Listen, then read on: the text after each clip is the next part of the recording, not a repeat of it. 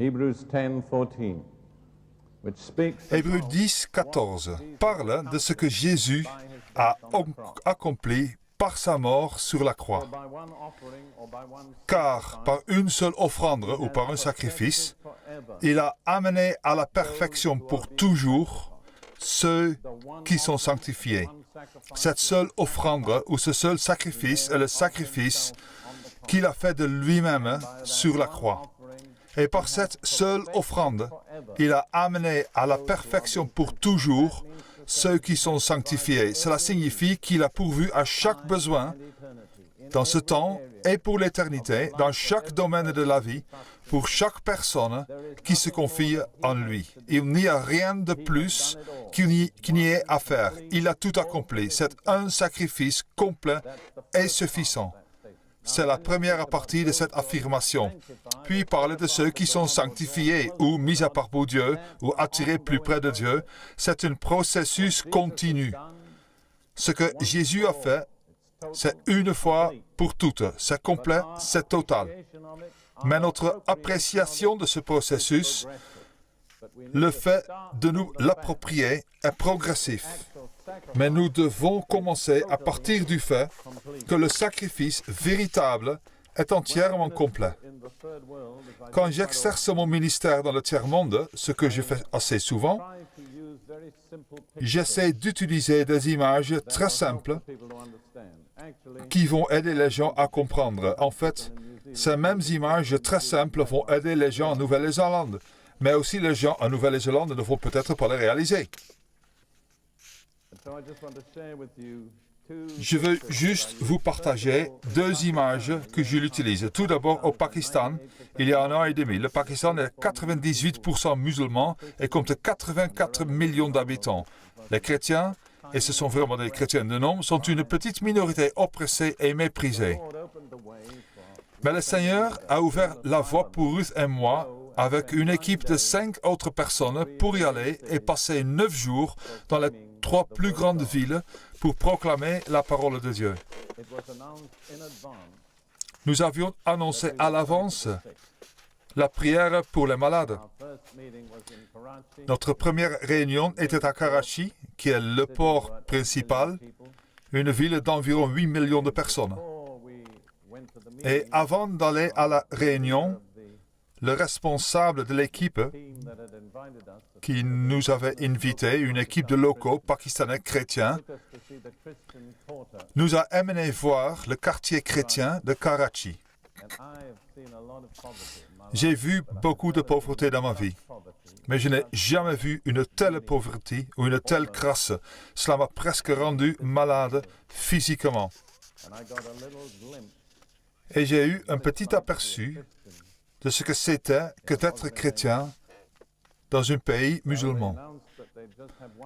Bon, ils avaient annoncé qu'il n'y aurait qu'une seule réunion à Karachi parce que d'autres prédicateurs étaient déjà venus avant et voulaient nous amener dans d'autres régions du pays, là où aucun autre prédicateur n'était jamais allé. Je dis donc au responsable, où allons-nous tenir la première réunion? Il me dit dans notre église. Et à mesurer l'état économique des gens, je me demandais comment ce serait. Je lui demandais combien de personnes attendez-vous? Il me répondit environ 600. Je lui demandais combien votre église peut-elle contenir de personnes? Il me répondit 300. Alors je n'ai même pas pris la peine de comprendre. Ils ont embarqué notre équipe dans un petit fourgon et nous sommes allés dans la zone de Karachi où devait avoir lieu la réunion. Fidèles à l'heure pakistanaise, nous avions 1 heure de retard. Quand nous sommes arrivés près de l'église, nous n'avons jamais vu l'église parce qu'à l'intersection principale, c'était pas de rue principale, juste des routes poussiéreuses. Il y avait environ 3000 personnes postées à l'intersection. C'était l'église. La raison pour laquelle ils étaient venus, c'est parce qu'ils avaient entendu dire qu'on prierait pour les malades. Ils m'ont frayé un chemin à travers la foule et m'ont mis sur une petite estrade juste assez grande pour moi et ma Bible et un pupitre, et j'étais entouré de toutes parts de Pakistanais. Je veux dire qu'il n'y avait pas d'espace, pas de rangée, rien. Et ils étaient tous accroupis par terre. Alors, je me suis demandé, Seigneur, qu'est-ce que je vais dire à ces gens? Et Dieu m'a donné cette pensée que je partage avec vous. Je leur dis, si vous étiez tous affamés et que je possédais une orangerie, je pourrais faire deux choses pour vous. Je pourrais prendre une orange de mon orangerie et vous la donner, ce qui calmerait temporairement votre faim. L'autre chose serait de vous amener dans mon orangerie, de vous montrer les arbres chargés de fruits et vous dire de vous servir. Je leur dis, ce soir, je vais vous amener dans mon orangerie et vous pouvez vous servir. C'est ce que je vais faire ce soir. Je vais vous amener dans l'orangerie. L'orangerie, c'est la vérité de la croix. Et ainsi, je leur ai prêché un bref résumé de ce que je vais vous prêcher ce soir. Et je leur ai dit, maintenant, combien d'entre vous veulent recevoir Jésus comme son sauveur personnel? Et je dirais que la moitié des gens se sont levés, ce qui a fait à peu près 1500 personnes. Environ 500 au moins étaient musulmans. Je ne peux pas prendre de temps pour expliquer les différences entre l'islam et le christianisme, mais il y a une chose, c'est qu'ils ne croient pas que Jésus est mort sur une croix. Et ils ne reconnaissent pas que Jésus est le Fils de Dieu.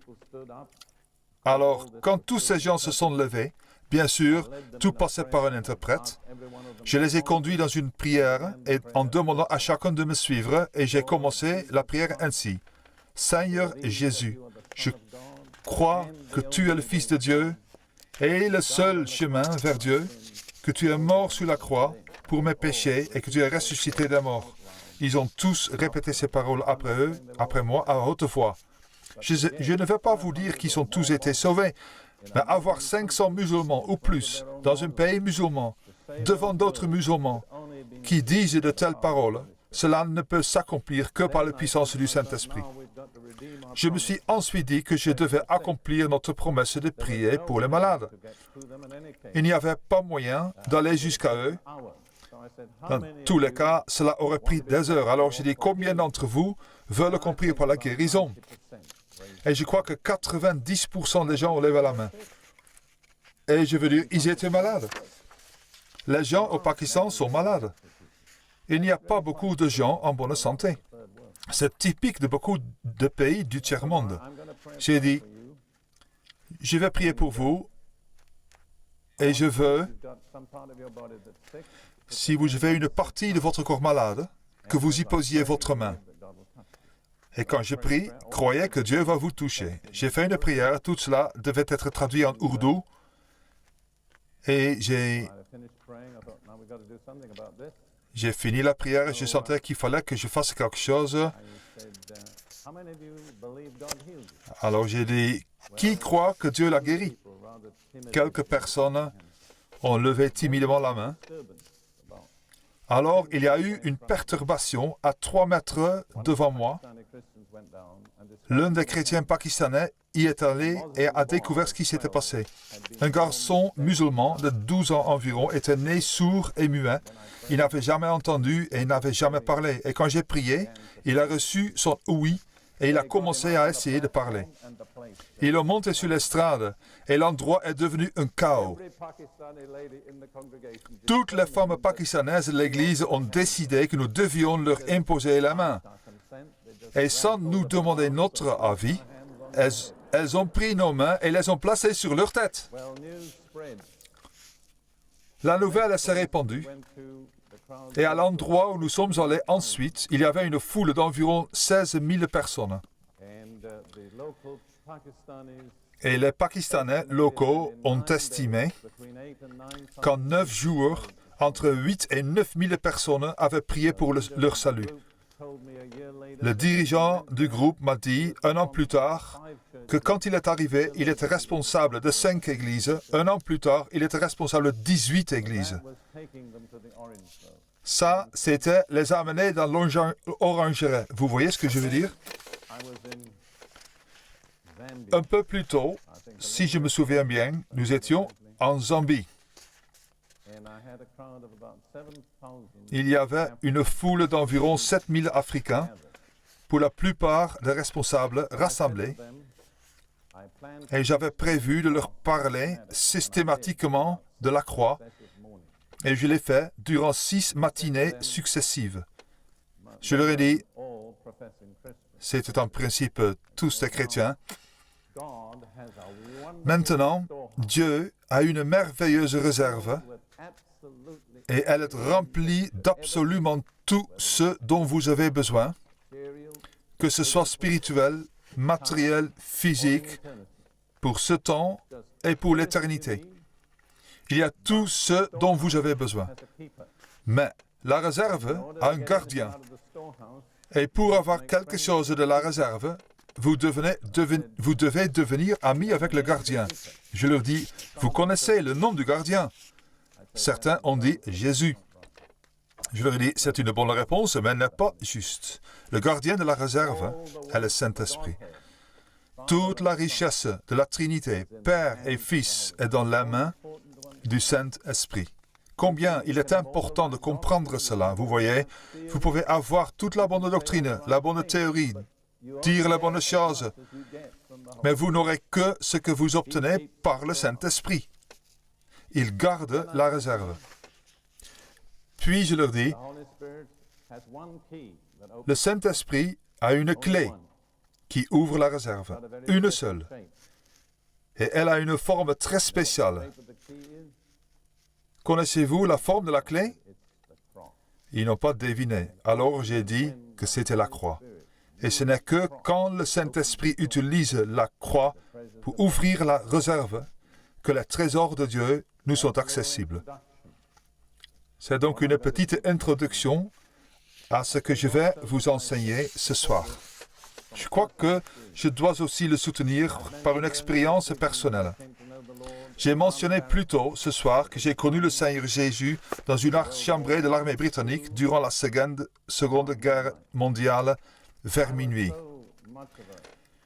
J'étais un païen tellement ignorant que je ne savais même pas qu'il fallait aller à l'église pour être sauvé. Alors, avant qu'il ne se passe quoi que ce soit, j'ai été sauvé dans une chambrée. 10 jours plus tard environ, j'étais baptisé dans le Saint-Esprit dans cette même chambrée. Personne n'avait dit que je devais aller à l'église pour être baptisé. En 24 heures, Dieu m'avait donné le don d'interprétation des langues. Je ne savais pas qu'il fallait attendre 6 mois pour avoir le don spirituel. Peu de temps après, l'armée britannique m'a envoyé à l'étranger, en Afrique du Nord, où j'ai passé les 3 années suivantes dans les déserts d'Afrique du Nord. Pendant cette période, je suis tombé malade d'une maladie que les médecins ne pouvaient pas guérir, une maladie de peau. Si vous lisez le petit livre « Le flacon de médicaments de Dieu », vous y trouverez mon témoignage personnel et comment j'ai reçu la guérison. J'ai été transporté d'un hôpital à un autre et j'ai fini dans un hôpital militaire britannique dans un endroit appelé Abala, sur le canal de Suez. Bien, il y avait une femme assez peu commune à cette époque dans la ville du Caire. C'était un brigadier de l'armée du salut. Elle était brigadier parce que son mari, qui était mort, était brigadier, et dans l'armée du salut, la veuve prend le grade de son mari. Elle avait 76 ans à cette époque et, chose assez inhabituelle chez les salutistes, elle parlait en langue. Elle était aussi militante pour le parler en langue que les salutistes sont militants normalement pour le salut. Elle avait aussi reçu une guérison divine de la malaria en Inde 25 ans plus tôt et n'avait jamais plus repris de médicaments depuis. Je l'avais rencontrée une fois et cette précieuse femme, pour laquelle j'ai toujours remercié Dieu, a entendu parler de ce soldat britannique gisant sur son lit d'hôpital et alors organisé une petite fête avec un soldat britannique, un chrétien pour conduire la voiture, une petite voiture, et sa collègue américaine de l'État d'Oklahoma, une jeune femme d'environ 25 ou 30 ans. Ils ont fait le voyage jusqu'à Abala. Ils ont garé la voiture dans l'enceinte de l'hôpital et le brigadier a traversé le service avec son béret, ses rubans, son uniforme ce qui intimida l'infirmière, et elle m'a obtenu la permission de sortir et de m'asseoir dans la voiture. Je me suis retrouvé, on n'avait pas consulté pour savoir si je voulais le faire ou pas. Je me suis retrouvé assis dans la voiture, sur le siège arrière d'une toute petite voiture 4 places. Devant, il y avait le conducteur. Sur le siège conducteur, le brigadier de l'armée du salut. Devant, avec lui, et cette femme missionnaire américaine à l'arrière, à côté de moi. Le brigadier dit de prier. Et quand le brigadier dit de prier, on prie. Et nous avons commencé à prier. Et la femme américaine à côté de moi a commencé à trembler. Et je sentais tout son corps vibrer. Puis, elle a commencé à parler en langue. Et bien sûr, je savais ce que c'était. Puis, j'ai commencé à trembler moi. Et tous les gens de la voiture ont commencé à trembler. Et la voiture s'est mise à trembler. Et je veux dire que la voiture tremblait comme si on roulait à 80 à l'heure sur une route en mauvais état. Mais on ne bougeait pas et le moteur ne tournait pas. Je savais que Dieu était rentré dans la voiture. Et en plus, je me suis senti humble parce que je savais que c'était pour moi qu'il était venu. Après le message, ou le don en langue, cette dame eut ce que je savais être l'interprétation. Bon, les Néo-Zélandais ne vont probablement pas comprendre cela, mais j'étais très british. Je veux dire que j'avais l'habitude de parler comme les annonceurs de la BBC. Et je n'avais pas rencontré beaucoup d'Américains. Et cette précieuse femme était de l'État d'Oklahoma. Bien, pour ceux qui savent, aux États-Unis, ils parlent en Oklahoma, ils parlent un langage très différent de celui d'un professeur d'université de Cambridge. Mais quand elle a donné l'interprétation, c'était dans l'anglais le plus parfait. J'ai étudié Shakespeare. J'étais un grand admirateur de l'anglais de Shakespeare. Je me suis émerveillé de l'élégance de la langue. Au cours de cette interprétation, elle a dit ces mots que je n'ai jamais oubliés. Ils sont clairs aujourd'hui comme en 1942. C'était ces mots, et je veux que vous les écoutiez parce qu'ils ont un impact pour changer la vie. Considère l'œuvre au calvaire, une œuvre parfaite, parfaite à tous égards, parfaite à tous égards. Vous avouerez que c'était de l'anglais élégant. Beaucoup de gens ne pourraient pas dire de telles phrases. De plus, cela me parlait particulièrement parce que j'avais étudié le grec durant de nombreuses années et j'étais familier du grec du Nouveau Testament. Et si vous lisez votre Nouveau Testament en anglais, vous verrez qu'une des dernières expressions de Jésus sur la croix est « tout est accompli ». Mais en grec, c'est un seul mot, « tételestai ». Et c'est le temps parfait d'un verbe qui signifie faire quelque chose à la perfection. Alors, vous pouvez le paraphraser en disant « c'est parfaitement parfait, c'est complètement complet ». Et ainsi, quand le Saint-Esprit dit de considérer l'œuvre au calvaire comme une œuvre parfaite, parfaite à tout égard, parfaite à tous aspects, mon esprit a tout de suite compris que c'était le commentaire du Saint-Esprit sur le « tout est accompli ».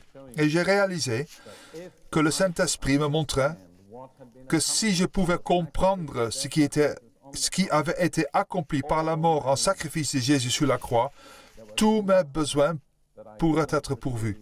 Il n'y a rien que je ne puisse recevoir dont j'ai besoin. C'était une révélation. Je suis sorti de la voiture aussi malade que si j'étais entré. Mais Dieu m'avait montré où se trouvait la réponse à mon problème. Et c'est ce que je veux partager avec vous ce soir. Nous allons avoir un service de guérison demain soir et je crois que beaucoup vont recevoir la guérison. Mais je me demande si tous seront guéris. Dieu ne guérit pas tout le monde miraculeusement lors d'une réunion. Il y a beaucoup de façons différentes de s'approprier la guérison. J'ai reçu ma guérison après cette révélation.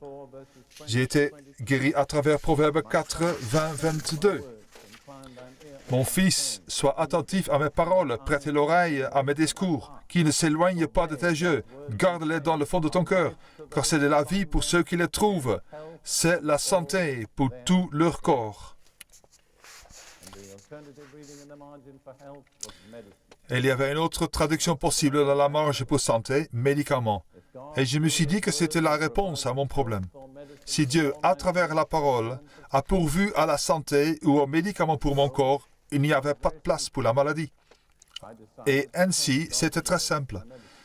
J'ai décidé de prendre la parole de Dieu comme un médicament. J'étais aide-soignant dans le corps médical de l'armée royale, alors je savais comment on prend un médicament, 3 fois par jour après le repas.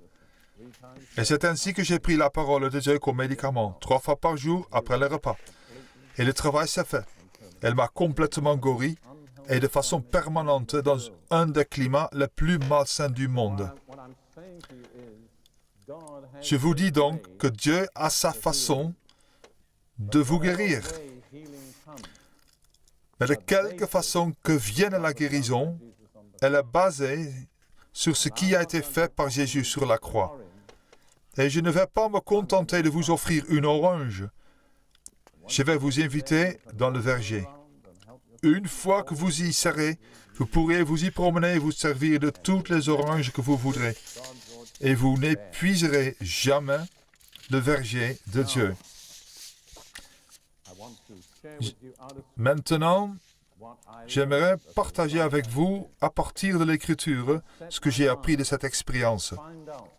Je me suis décidé à découvrir ce qui a été accompli par la mort de Jésus sur la croix. Je veux vous dire que je suis encore en train de le découvrir. C'est une étude inépuisable. Mais je vais partager avec vous ce que je crois est la clé pour comprendre la croix. La clé, c'est que sur la croix a eu lieu un échange divinement ordonné.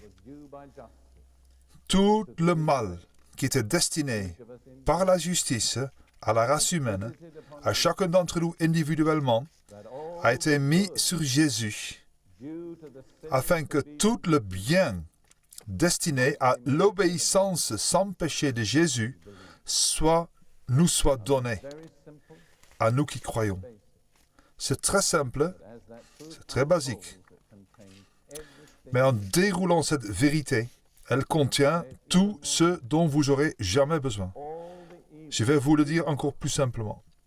Tout le mal qui nous était destiné est allé sur Jésus, afin que tout le bien destiné à Jésus soit à notre disposition.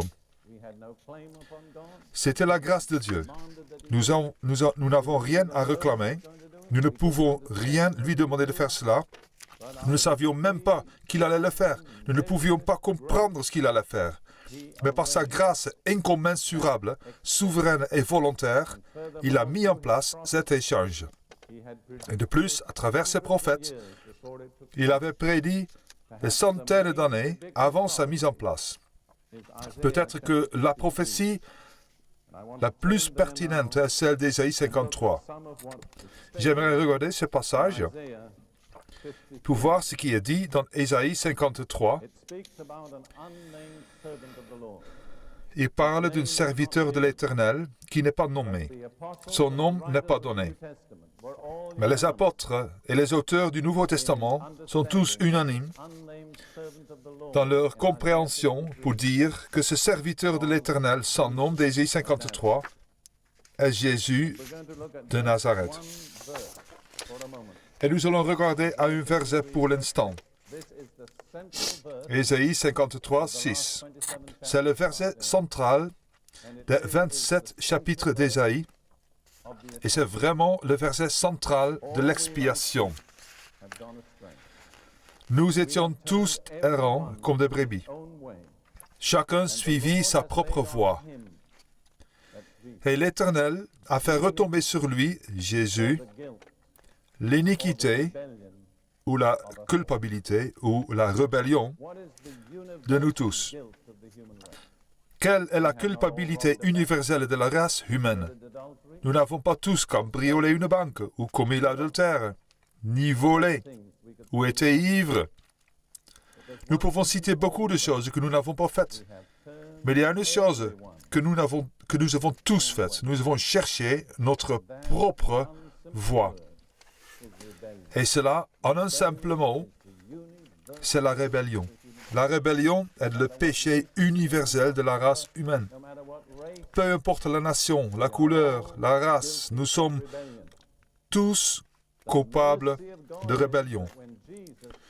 La miséricorde de Dieu, c'est que quand Jésus a été pendu sur la croix, le Seigneur a mis sur lui l'iniquité ou la culpabilité ou la rébellion de nous tous. Ce mot en hébreu, et je ne vais pas prendre ce temps ce soir pour citer les passages de l'Ancien Testament, mais le mot hébreu est arbon, signifie non seulement culpabilité ou rébellion, mais aussi toutes les conséquences négatives de la culpabilité. C'est le même mot qui veut dire les deux choses. Ainsi, Dieu a mis sur Jésus, sur la croix, la culpabilité ou la rébellion de toute la race humaine et les conséquences négatives de la rébellion, afin que nous soyons libérés de toutes ces conséquences négatives et que nous recevions le bienfait de la justice de Jésus. Nous allons regarder 8 ou peut-être 9 aspects, cela dépend du temps que nous avons de cet échange. Je veux que vous saisissiez bien ces choses. Je vais le faire avec ma main gauche pour le mal et ma main droite pour le bien. Le mal est venu sur Jésus afin que le bien puisse nous être donné. Voyons maintenant certains aspects spécifiques de l'échange et nous regarderons d'abord aux 2 versets précédents d'Ésaïe 53, versets 4 et 5. Cependant, ce sont nos souffrances qu'il a portées, c'est de nos douleurs qu'il s'est chargé, et nous l'avons considéré comme puni, frappé de Dieu et humilié. Mais il était blessé pour nos péchés, brisé pour nos iniquités. Le châtiment qui nous donne la paix est tombé sur lui, et c'est par ses meurtrissures que nous sommes guéris. Il y a 2 aspects à ces versets. Il y a l'aspect spirituel et l'aspect physique. Le spirituel tout d'abord. Jésus a été puni pour nos transgressions et nos iniquités. Et parce qu'il a été puni, nous pouvons être pardonnés. Et étant pardonnés, nous avons la paix avec Dieu.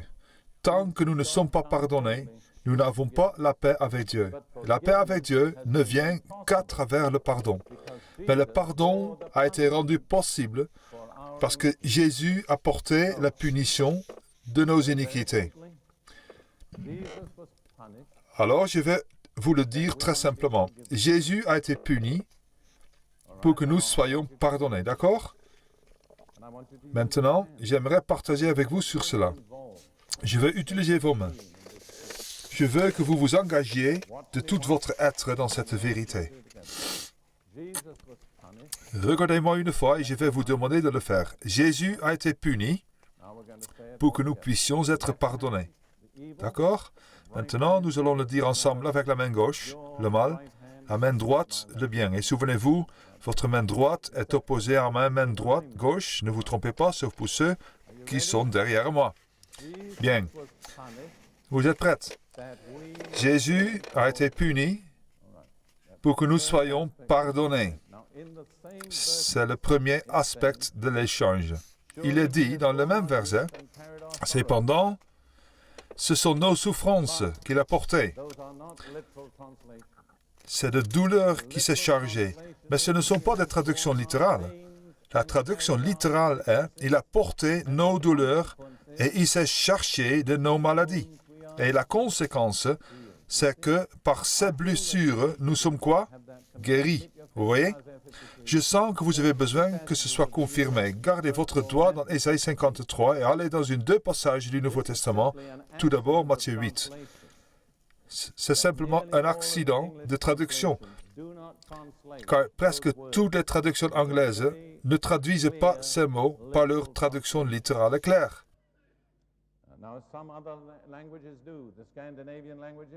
D'autres langues le font. Les langues scandinaves utilisent les mots normaux pour maladie et douleur. La traduction allemande utilise Krankheit et Schmerz, qui sont les deux mots pour maladie et douleur. C'est juste une erreur malencontreuse. Je crois que des millions de chrétiens anglophones ont été en quelque sorte privés de la révélation de l'aspect physique de la guérison de Jésus. Si vous regardez maintenant Matthieu 8, 16, 17, c'est le commencement du ministère public de Jésus. Le soir, on amena auprès de Jésus plusieurs démoniaques. Il chassa les esprits par sa parole et il guérit tous les malades, afin que s'accomplisse ce qui avait été annoncé par Ésaïe le prophète. Il a pris nos infirmités et il s'est chargé de nos maladies. Qu'est-ce qu'il cite? Ésaïe 53, 4, 5. Vous voyez, Matthieu était juif, il comprenait l'hébreu, mais il était aussi inspiré par le Saint-Esprit. Nous allons maintenant nous tourner vers 1 Pierre 2, 24.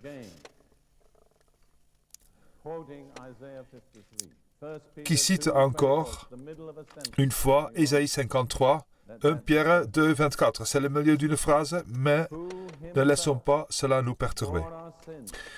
Lui qui a porté lui-même nos péchés en son corps sur le bois, c'est la croix, afin que, morts au péché, nous vivions pour la justice.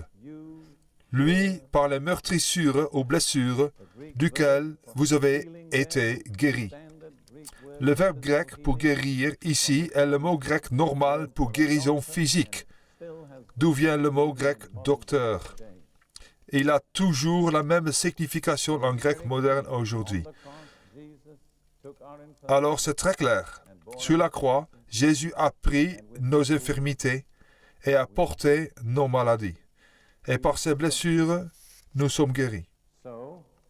Il s'est substitué à nous. Alors, nous le faisons maintenant, la main gauche et la main droite. Je le fais une fois et je vous invite à le faire avec moi. Jésus a été blessé pour que nous soyons guéris.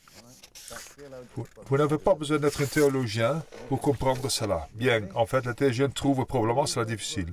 Ok, vous êtes prêts? Jésus a été blessé pour que nous soyons guéris. Ok, ce sont les deux premiers aspects de l'échange. Numéro 1, il a été puni pour que nous soyons pardonnés. Numéro 2, il a été blessé pour que nous soyons guéris. Si nous allons maintenant au verset 10 d'Ésaïe 53, nous trouverons le déroulement de ce qui a été accompli. Mais il plut à l'Éternel de le meurtrir ou de l'écraser. Jésus, il a soumis à la souffrance. S'il livre son âme en sacrifice pour le péché, il verra une semence. Il prolongera ses jours et le plaisir de l'Éternel prospérera en sa main. Remarquez le milieu de la phrase, s'il livre son âme en sacrifice pour le péché. On pourrait le traduire aussi, et cela ne fait pas de différence pour le sens, quand son âme fera une offrande pour le péché. De quelque manière que vous le traduisiez, le fait est que l'âme de Jésus a été faite offrande pour le péché, pour toute l'humanité. Ce même mot, qui est traduit par offrande pour le péché, ou offrande pour la culpabilité, est aussi traduit par culpabilité dans l'Ancien Testament.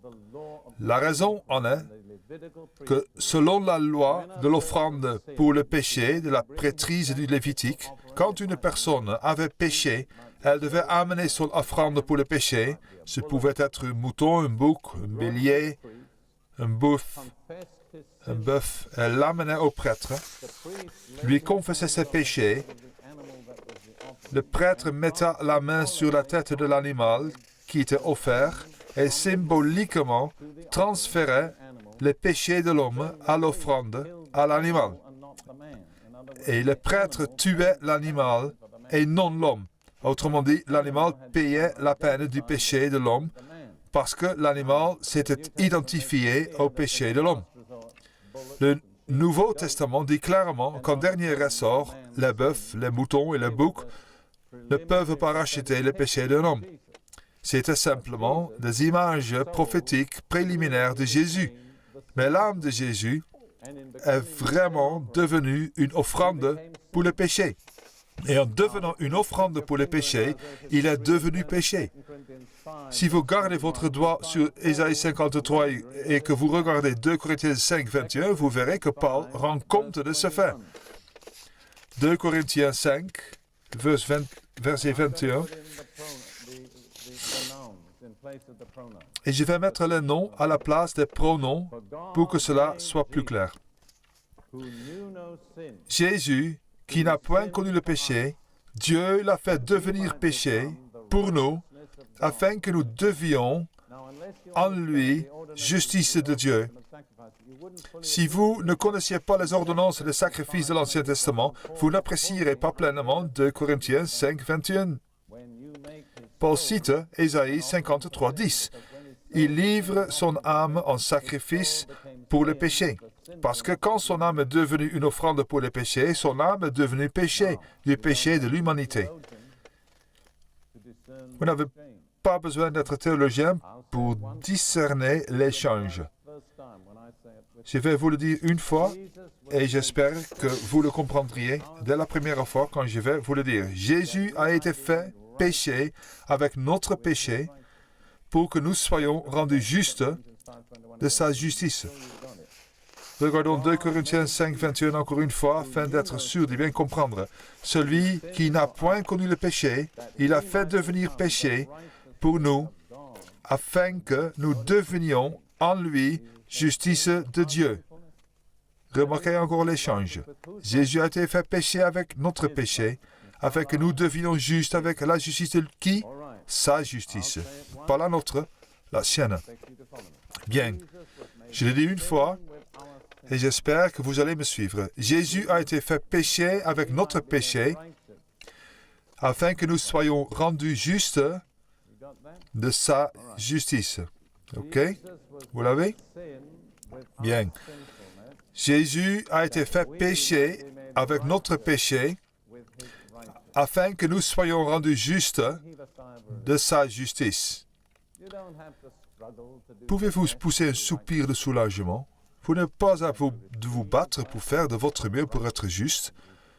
Vous devez recevoir par la foi la justice de Jésus-Christ. Tout autre niveau inférieur de justice ne vous permettra pas d'aller au ciel. Mais Dieu a prévu pour vous et moi de nous rendre justes de la justice de Dieu. Bien, pour l'échange suivant, nous allons nous tourner vers Hébreux 2, verset 4. Nous pourrions voir beaucoup de passages différents, mais je pense que celui-ci est le plus court et le plus simple. Hébreux 2, verset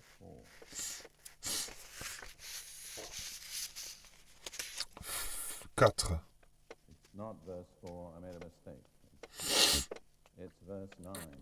Non, ce n'est pas verset 4. C'est le verset 9. Excusez-moi, j'ai mal marqué le verset.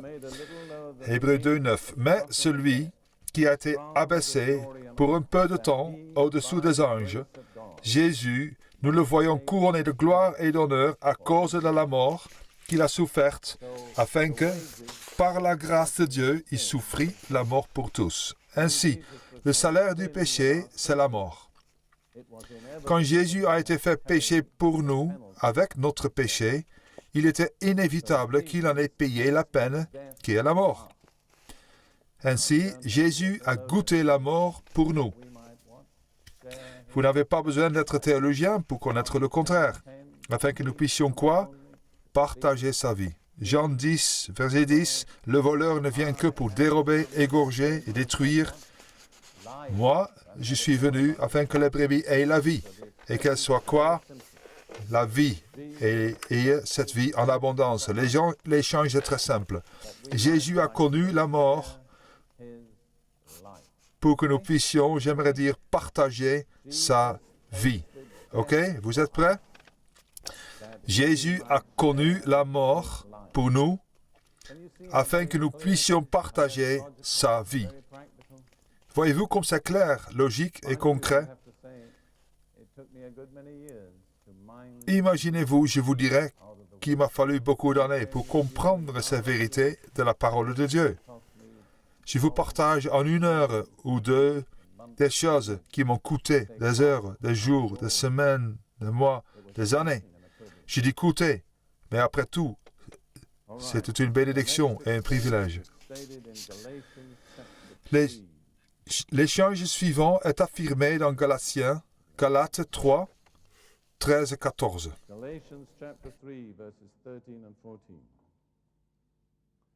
Galates 3, 13 et 14. Christ nous a rachetés de la malédiction de la loi, étant devenu malédiction pour nous, car il est écrit, maudit est quiconque est pendu au bois.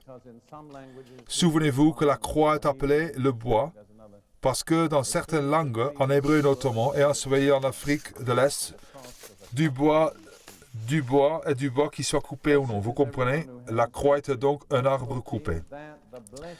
Maudit est quiconque est pendu au bois, afin que la bénédiction d'Abraham, pour les païens, son accomplissement dans Jésus-Christ et que nous ressuscitions par la foi l'Esprit qui avait été promis. Maintenant, combien de théologiens avons-nous ici qui peuvent discerner les deux opposés? Qu'est-ce que le mal? La malédiction. Quel est le bien? La bénédiction. Ainsi, Jésus sur la croix a été fait malédiction. Il est dit dans le livre de Deutéronome 21, 22, 23 que celui qui est pendu au bois devient une malédiction. Alors quand Jésus a été pendu au bois de la croix, tout juif qui connaissait le Torah, l'Ancien Testament, savait que Jésus avait été fait malédiction. Il était visiblement fait malédiction. Il a été fait malédiction pour que nous puissions recevoir la bénédiction. C'est un domaine dans lequel Dieu m'a conduit dans les 4 ou 5 dernières années. Et parce que je ne vais pas avoir le temps d'aller dans les détails, je voudrais juste vous recommander le même livre que j'ai mentionné plus haut, Comment passer de la malédiction à la bénédiction. Il n'est pas juste de simplement vous dire que vous êtes racheté de la malédiction pour recevoir la bénédiction sans vous dire comment faire. Laissez-moi juste citer 7 indications d'une malédiction. La plupart des malédictions ne concernent pas simplement des individus. Elles concernent des familles ou des communautés plus larges. Et le trait essentiel de la malédiction et de la bénédiction dans la Bible, c'est qu'elle passe de génération en génération, à moins que quelque chose ne se passe pour les briser. Nous avons eu des gens qui avaient des problèmes qui remontaient à des centaines d'années. Je ne sais pas s'il y a des Écossais ici ce soir, ne levez pas la main s'il y en a. Mais j'ai appris que les Écossais étaient une nation qui maudissait. Pas dans le sens de jurer, mais dans le sens de se maudire l'un l'autre. Et Ruth et moi avons traité ces dernières années 2 familles qui avaient eu des malédictions de prononcer sur leur famille depuis 1600 et qui étaient toujours à l'œuvre dans leur famille. L'une en Écosse, l'autre en Australie. Passons. Très rapidement, permettez-moi de vous donner, sur la base de mon expérience personnelle, 7 indications communes qu'il pourrait y avoir une malédiction sur votre vie. S'il n'y en a qu'une, je ne dis pas forcément qu'il y a une malédiction, mais s'il y en a plusieurs, et si elle se trouve dans votre famille, dans différents domaines et générations, vous pouvez être pratiquement certain qu'il y a une malédiction. Les voici. Premièrement, des dépressions mentales et émotionnelles. Deuxièmement, des maladies chroniques et répétitives, en particulier si elles sont héréditaires. C'est l'indication d'une malédiction. Troisièmement, des fausses couches à répétition ou des problèmes féminins. Et dans notre ministère envers les malades, Ruth et moi, nous sommes arrivés au point que quand nous en rencontrons, nous les traitons comme une malédiction. Quatrièmement, des ruptures de mariage et des dysfonctionnements familiaux. S'il y a des antécédents dans votre famille de séparation et de rupture qui continuent et se répètent sans cesse, vous pouvez être certain qu'une malédiction est sur votre famille. Cinquièmement, l'insuffisance financière continuelle. Nous pouvons tous connaître des difficultés financières à certains moments, mais si cela persiste et si nous n'en sortons jamais, vous pouvez être pratiquement certain que c'est une malédiction. Sixièmement, ce qu'on appelle avoir tendance au accident. Je suis naturellement enclin aux accidents. Et c'est une fait statistique objective que la compagnie d'assurance prenne en compte quand ils fixent votre prime d'assurance. Et septièmement, dans une famille, des antécédents de suicide ou de mort non naturelle. Nous n'allons pas nous étendre sur cela ce soir, mais nous allons affirmer la solution. Merci Seigneur qu'en tant que chrétiens, nous n'avons pas à nous focaliser exclusivement sur le problème. Nous traitons le problème pour aller vers la solution. Nous allons donc traiter cela maintenant. Jésus a été fait malédiction afin que nous recevions la bénédiction. Vous êtes tous théologiens ce soir. Bien, vous êtes prêts? Ce n'est pas une formalité de dire cela. Chaque fois que vous le dites, Dieu et les Saint-Anges et le Saint-Esprit prennent tous note de ce que vous dites. Souvenez-vous, Jésus est le souverain sacrificateur de quoi? De notre confession exacte. Vous faites une confession. Bien. Nous allons le dire ensemble. Jésus a été fait malédiction afin que nous recevions la bénédiction. Amen. Le suivant fait vraiment partie de cela, mais il est tellement important que je le traite séparément. Jésus sur la croix a enduré la pauvreté afin que nous puissions partager sa richesse. Cela m'est venu comme une révélation il y a des années ici en Nouvelle-Zélande. J'ai été invité avec ma première femme une année pour parler et ils avaient promis de nous payer nos frais sur place et le voyage d'aller et de retour pour les États-Unis. Ils n'avaient pas d'argent, mais c'était OK. Ils ont dit, nous allons faire une offrande et ils voulaient que je prêche sur l'offrande. J'ai été donc motivé. Si je ne me souviens bien, c'était à Auckland. Bien, j'ai souvent enseigné sur l'argent et j'ai ce livre ici qui est une partie de mon enseignement, Le plan de Dieu pour votre argent. J'avais mes notes et je prêchais sur ce sujet, mais quelque chose d'étrange s'est passé. En suivant mes notes, je voyais mentalement Jésus sur la croix. Et je l'ai vu comme il était réellement, dépouillé, totalement nu. Et en définissant les aspects de la pauvreté, j'ai vu que chacun s'appliquait exactement à Jésus sur la croix. Ils ont fait l'offrande à la fin. Ils avaient 4 cartons utilisés pour les pommes devant l'estrade. Et les gens ont accouru devant pour y mettre leur offrande ou leur promesse de don. Et cette seule offrande a couvert tous les frais. Le lendemain, Lydia et moi étions à Auckland avec le pasteur et nous avions rencontré des gens qui allaient au distributeur pour retirer l'argent qu'ils avaient promis de donner la veille. Je n'ai jamais vu une offrande si abondante. Et les gens étaient ce que la Bible appelle des donneurs hilares. Ils étaient presque ivres, tellement ils étaient excités par le fait de donner. Mais maintenant, je vais partager avec vous la révélation que j'ai eue. Tout d'abord, laissons faire l'Écriture. les Écritures du Nouveau Testament, 2 Corinthiens 8, 9. 2 Corinthians chapter 8 and verse 9. 2 Corinthiens 8, verset 9.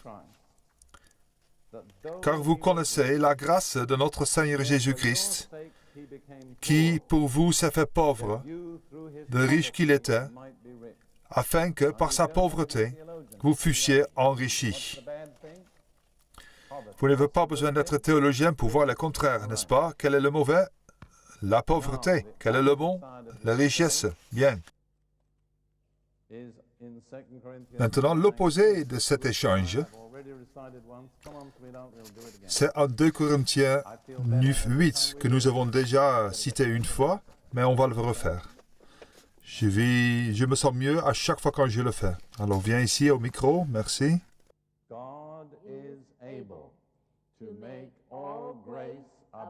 Mais Dieu est puissant pour faire abonder toute grâce envers vous, afin qu'ayant toujours, en toutes choses, tout ce qui suffit, vous abondiez pour toute bonne œuvre, selon qu'il est écrit.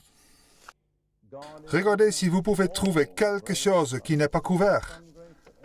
Dieu est capable de donner toute grâce, pas un peu de grâce, mais toute grâce, afin que nous puissions toujours avoir une abondance dans toutes choses, abondance dans toute bonne œuvre. C'est le niveau de provision pour le peuple de Dieu devenu possible par le sacrifice de Jésus à la croix.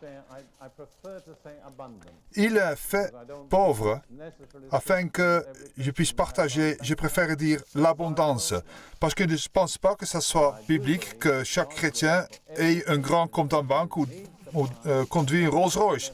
Mais je crois vraiment que c'est la volonté de Dieu que chaque chrétien ait assez pour pouvoir, dans ses besoins, et encore de rester pour partager aux autres. Parce qu'il y a plus de bénédictions en donnant qu'en recevant. Et Dieu ne veut pas que ses enfants vivent sur un niveau inférieur de bénédiction. Alors il pourvoit en abondance afin que nous puissions vivre au niveau supérieur de donner. Maintenant, certaines personnes décrivent Jésus dans son ministère terrestre comme une sorte de pauvre prédicateur errant en haillons et faisant l'aumône. Je ne pense pas que ça soit vrai. Je ne crois pas qu'il était pauvre. Il était habillé comme un homme normal de son temps et il avait une robe très élégante, sans couture, qui avait tant de valeur que les soldats à la croix n'ont pas voulu se la partager. Ils ont tiré au sort. Je dis juste cela, Jésus n'avait pas sur lui beaucoup de liquide, il utilisait simplement la carte de crédit de son père. Et elle était toujours honorée. Je veux dire, tout homme capable de nourrir 5000 personnes, plus les femmes et les enfants dans le désert, et les laisser dans l'abondance n'est pas pauvre.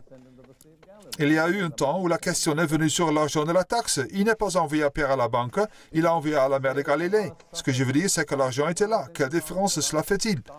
Jésus a dit, lors de la scène, et ses disciples, « Quand je vous ai envoyé sans bâton, ni bourse, ni ou provision, avez-vous manqué de quelque chose ?» Et qu'ont-ils répondu? « De rien. » Il y a beaucoup de missionnaires qui ont des ressources abondantes et qui possèdent des voitures et des maisons, mais à qui il manque beaucoup de choses. Mais ces premiers apôtres ne manquaient de rien parce qu'ils étaait pourvus de l'abondance de Dieu. Bien. Regardons maintenant un moment le chapitre des malédictions. Qui sait quel est le chapitre des malédictions? Deutéronome 28, exact. Ce sont les bénédictions et les malédictions. Il y a 68 versets. C'est un long chapitre. Les 14 premiers versets sont les bénédictions et les 54 restants, les malédictions. Et si vous avez un doute sur ce qu'est une malédiction, lisez ces 54 versets. Vous pourriez voir qu'en tant que chrétien, vous avez subi des malédictions là où vous auriez dû profiter des bénédictions. Au milieu de cela, 2 versets de la liste des malédictions, versets 47 et 48. Et s'il vous plaît, notez que c'est une malédiction. Deutéronome 28, 47 et 48. Pour n'avoir pas, au milieu de l'abondance de toutes choses, servi l'Éternel ton Dieu avec joie et de bon cœur, c'est la volonté de Dieu. Mais voici l'alternative pour les incroyants et les désobéissants. Tu serviras au milieu de la faim, de la soif, de la nudité et de la disette de toutes choses. Prenez ces 4 affirmations. La faim, la soif, la nudité, la manque de tout. Qu'est-ce que c'est en un mot? La pauvreté? Exact. L'absolue pauvreté. Vous ne pouvez pas être plus pauvre que ça. Avoir faim, soif, être nu et manquer de tout. Imaginez Jésus pour un moment sur la croix. Il avait faim. Il n'avait pas mangé depuis 24 heures.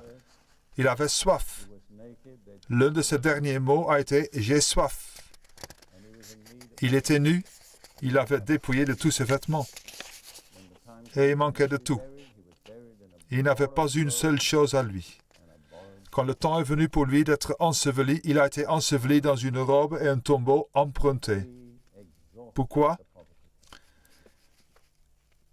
Parce qu'il avait brisé la malédiction de la pauvreté. Pour que nous ayons quoi? L'abondance. C'est exact. Vous voyez l'échange? Bien, disons-le. Je le dis une fois et vous le dites avec moi. Jésus a connu la pauvreté pour que nous partagions son abondance. OK?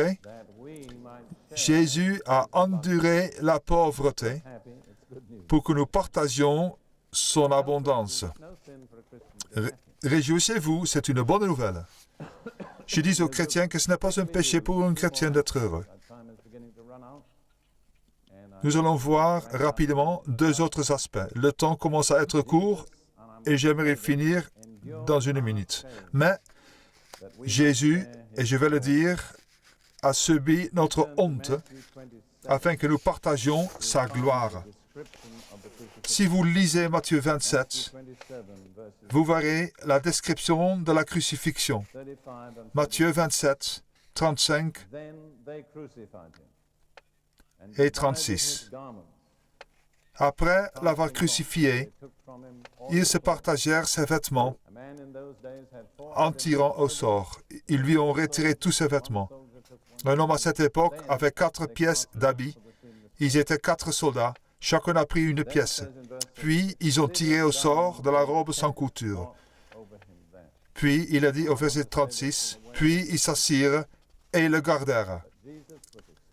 J'aimerais le dire de façon pudique, mais Jésus a été exposé nu aux yeux de tous les passants.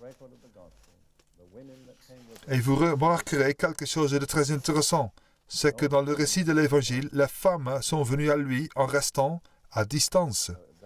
La seule femme qui est venue près de lui était sa mère. La Bible est si discrète. Il a enduré notre honte. Quel est le contraire ici? Nous allons encore une fois regarder dans Hébreux chapitre 2 et verset 10, le verset qui suit celui que nous avons regardé.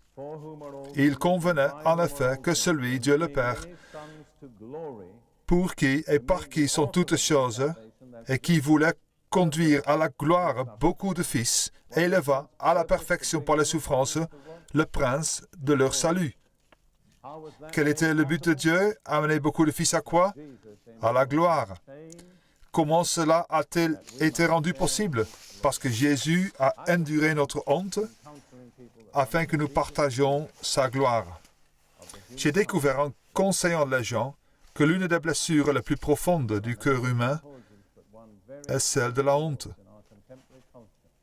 Et il y a beaucoup de causes différentes, mais une très commune dans notre culture contemporaine, ce sont les enfants qui ont été abusés sexuellement dans leur enfance. En Amérique, on estime que c'est le cas pour un enfant sur 4 aux États-Unis aujourd'hui. et cela laisse une cicatrice, une honte. Mais gloire à Dieu, nous n'avons pas à nous arrêter au problème. Nous avons la solution. Et j'ai aidé beaucoup de gens. Jésus a subi votre honte afin que vous partagiez sa gloire. Vous trouverez certaines personnes, je ne regarde personne, je vais faire très attention, mais vous verrez des gens qui, quand ils prient, ne lèvent jamais leur visage vers Dieu. Ils gardent toujours la tête baissée comme ça. En général, le problème, c'est la honte. Quand une personne est délivrée, Job dit, « J'élèverai mon visage sans tache vers Dieu. » Souvent, nous ne sommes pas conscients du lien secret qui nous hante. Mais la libération de tout lien est pourvue à travers la croix. Faisons l'échange. Je crois que vous pouvez le faire cette fois-ci sans mon aide. Vous êtes un merveilleux groupe. Bien. Jésus a subi notre honte afin que nous partagions sa gloire. Bien. Encore un de plus, et nous allons terminer. Ce n'est pas la fin de la liste, mais c'est la fin pour ce soir. L'échange final est entre le rejet et l'acceptation. Et encore une fois ici, en exerçant mon ministère auprès des gens, j'en suis arrivé à la conclusion que le rejet est la plus grande blessure qu'un cœur humain puisse porter.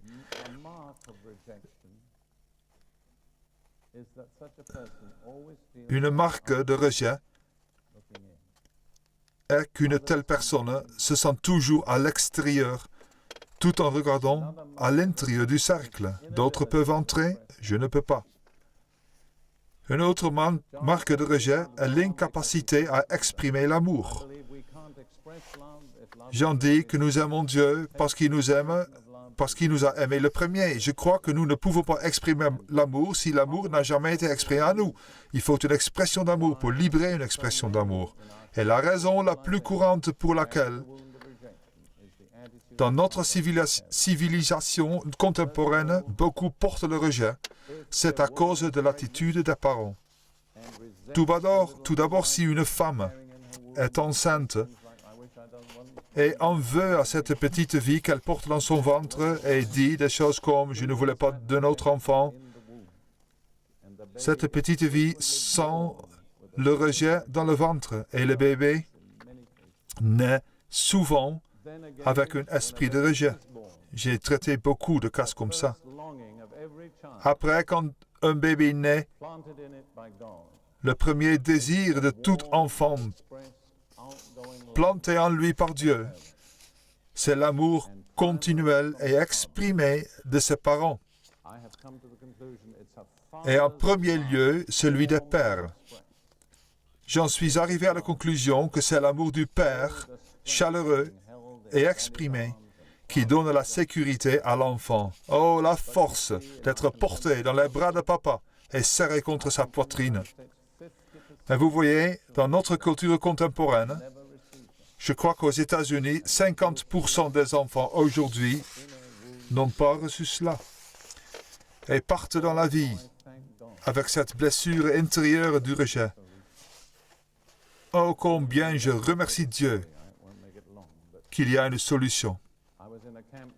Je vais vous raconter une petite histoire, ce ne sera pas long. C'était dans un camp il y a quelques années de cela, aux États-Unis, et je devais prêcher, et je traversais le terrain du camping. J'allais être en retard.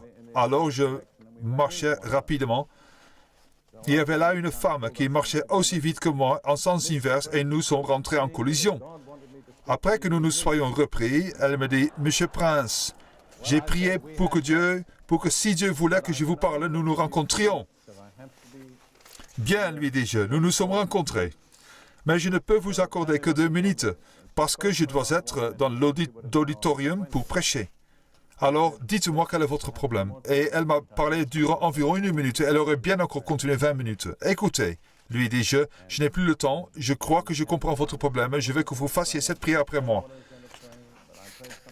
Je n'avais pas vraiment en tête ce que j'allais dire. Je ne lui ai pas dit ce que j'allais dire, mais j'ai dit quelque chose du style, Père, je te remercie parce que tu es mon Père, tu m'aimes vraiment. Je ne suis pas rejeté, je ne suis pas non désiré, je suis membre de la famille de Dieu, la meilleure de l'univers.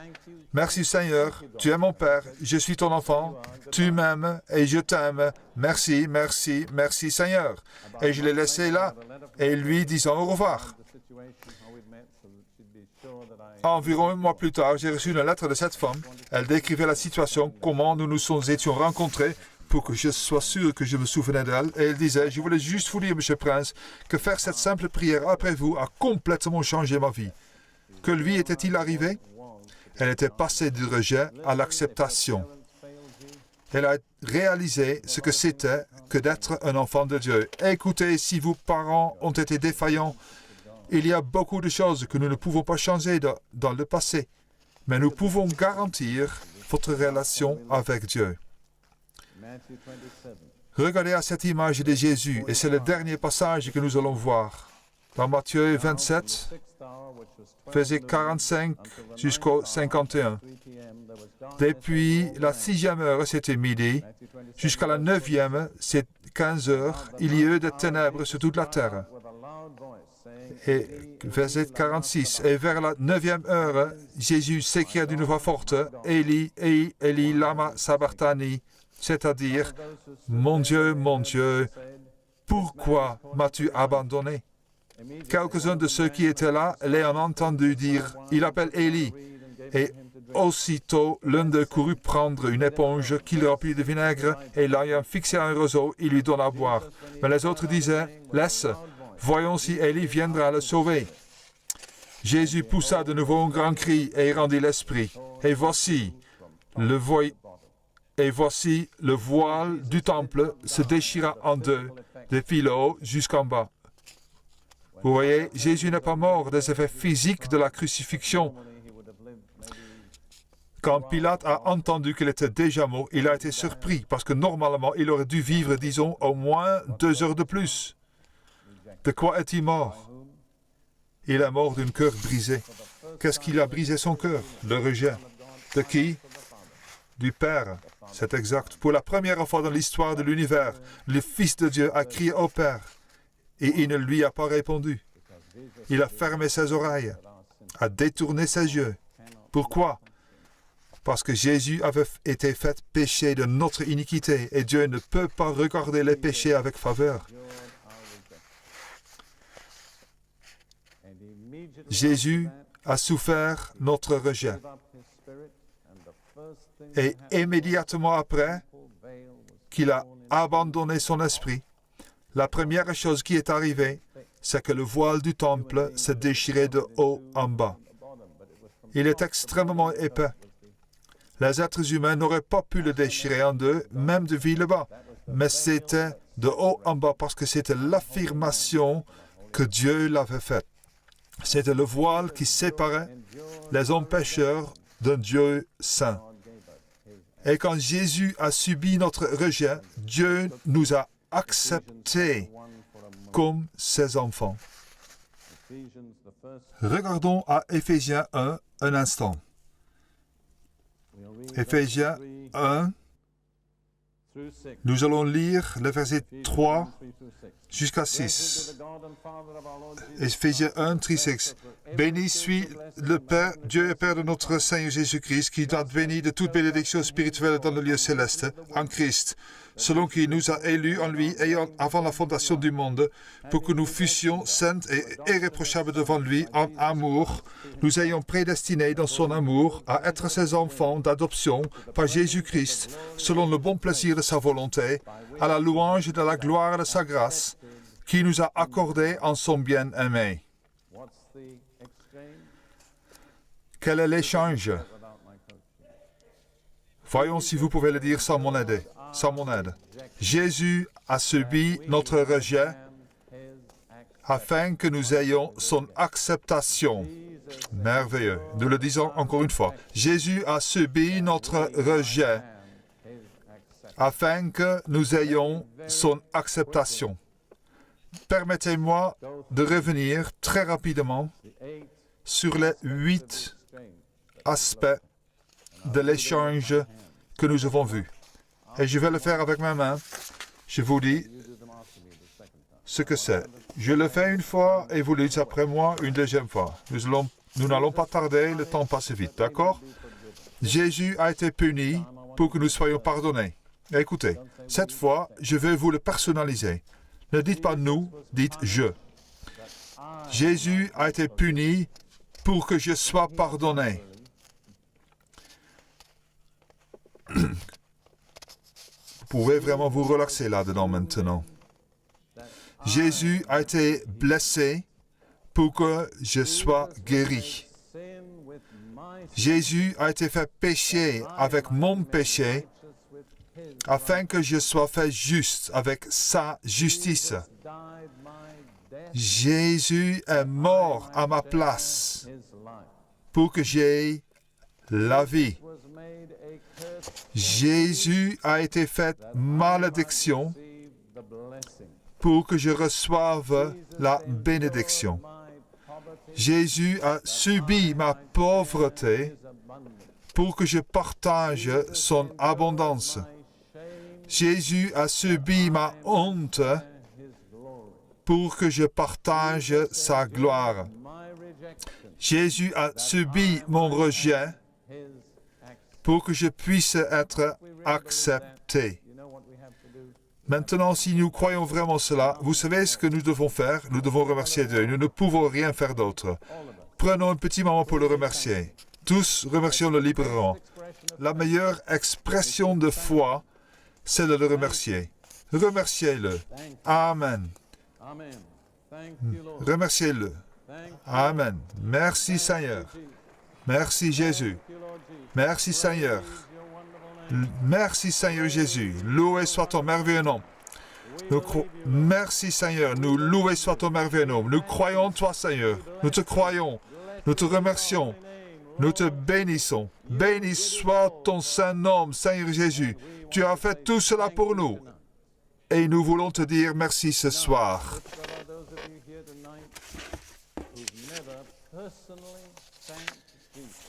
S'il y en a entre vous ici qui n'ont jamais remercié le Seigneur Jésus pour ce qu'il a fait pour toi, qu'il est mort à ta place, qu'il a fait pécher pour toi, afin que tu puisses être juste avec sa justice, qu'il a enduré sa acceptation. Nous voulons vous donner en quelques moments une opportunité que ce soit votre décision pour vous ce soir. Nous parlons maintenant des gens qui n'ont jamais vraiment accepté l'expiation pour eux, pour leur péché, pour leur âme de Jésus, afin de recevoir la vie éternelle. Alors, nous avons dépeint ce soir à partir de la parole de Dieu et le Saint-Esprit attire votre cœur et vous voulez dire, c'est pour moi ce soir. Je veux être sûr que c'est pour moi. Je ne veux pas sortir de cet endroit, pas être sûr et dans la confusion. Et c'est très simple. Ce que je vais vous demander ce soir, alors vous voulez vous engager avec Dieu une fois pour toutes. Si vous voulez le faire, levez-vous et je vais vous conduire dans une prière très simple et ça va faire une différence. N'hésitez pas. Alors il ne faut pas attendre parce que nous n'allons pas allonger le service encore plus. Si vous le ressentez que c'est votre besoin, que vous devriez faire une affirmation personnelle pour accepter le sacrifice de Jésus pour vous, alors Jésus dit, si vous voulez le confesser devant moi publiquement, il va vous confesser devant le Père. Si vous le reniez, il va vous renier devant le Père. Alors, si vous voulez faire cette confession publique maintenant, alors il ne faut pas regarder autour de vous. Si Dieu, c'est à vous que Dieu parle, alors ne sois pas embarrassé, ne sois pas gêné. Levez-vous et c'est Dieu. Dis je le veux ce soir. Voilà. On va prier pour toi. Merci Seigneur. Que Dieu te bénisse. Que Dieu te bénisse. Que Dieu te bénisse. Peut-être je ne vois pas tout le monde qui s'est mis devant. Mais je vois 4. Ne vous asseyez pas. Levez-vous. Merci. Alors reste avec moi. Dieu te bénisse. Je pense qu'il y en a beaucoup plus encore. Ne soyez pas timide. Loué soit Dieu. Alors, si je ne te vois pas, ne sois pas gêné. Dieu, restez debout. Ce que je vois, et je suis content avec moi, c'est le nombre d'hommes qui se sont levés. Merci Seigneur. Merci Seigneur. Merci Seigneur. Alléluia. Merci Seigneur. Oui, j'ai vu cette femme. Quand je ne vous vois pas, alors que ça ne soit pas un gêné. Dieu vous voit. Il y en a encore plus. Alors certains d'entre vous ont été allés à l'église toute votre vie, mais vous n'avez jamais vraiment fait cette décision personnelle, cette affirmation. Dieu te bénisse, je vous vois, vous vous levez, Dieu vous voit. Alors, je n'ai pas encore cette liberté de fermer, de clôturer, de clore cette culte. Je ne veux pas vous presser, je veux vous aider. Il y a encore quelqu'un qui a besoin de se lever. Dieu, nous te prions au nom de Jésus et nous libérons cette personne. Sois bénie et nous libérons toute cette personne qui soit liée par la peur. Nous la libérons dans le nom de Jésus. Dieu te bénisse. Levez-vous, restez debout, restez debout. Cette femme aussi, ne soyez pas gênés. Frères et sœurs, je vais vous dire, Dieu te bénisse, mon frère. Un jour, si vous êtes gênés, d'être debout pour Jésus. Nous allons être gênés d'être maintenant. Il y a 2 encore. Alors, tous les chrétiens, priez encore. Soyez patients, c'est très important. Amen.